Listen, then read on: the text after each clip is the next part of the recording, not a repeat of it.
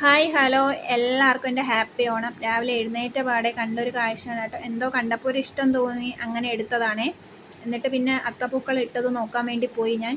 എൻ്റെ അച്ഛൻ്റെ അമ്മ ഇട്ടൊരു അത്തപ്പൂക്കളാണ് കേട്ടോ. എന്നെ നല്ലപോലെ ഇഷ്ടപ്പെട്ടു. എന്തോ പറയുക, നിങ്ങൾക്ക് ഇഷ്ടപ്പെട്ടോ എന്ന് കമൻറ്റ് ചെയ്യണേ. എന്നിട്ട് പിന്നെ ഞാനും എൻ്റെ അനിയനും കൂടി അമ്പലത്തിൽ പോയി. നമ്മളെ വീട്ടിൻ്റെ അടുത്തുള്ള ആയിരവല്ലി തമ്പുരാൻ ക്ഷേത്രത്തിലാണ് പോയത്.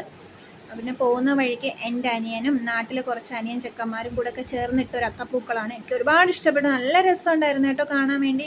ഇതും അതുപോലെ നല്ല രസമുണ്ടായിരുന്നു നേരിട്ട് കാണാനേ, നല്ല ഭംഗിയുണ്ടായിരുന്നു.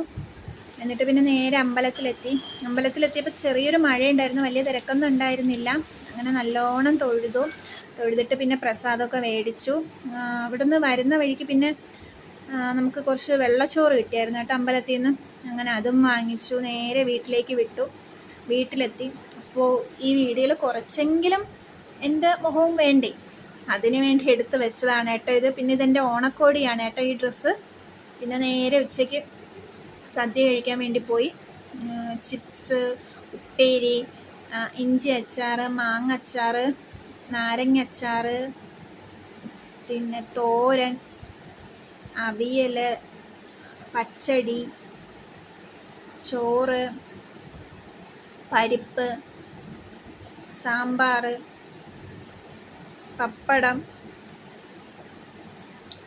ബോളിയും സേമിയ പായസം എല്ലാം. അതെന്തോണം അല്ലേ. നിങ്ങൾക്കൊക്കെ സദ്യ കഴിക്കാൻ ഇഷ്ടമാണ്. എനിക്ക് സദ്യ കഴിക്കാൻ ഭയങ്കര ഇഷ്ടമാണ് കേട്ടോ.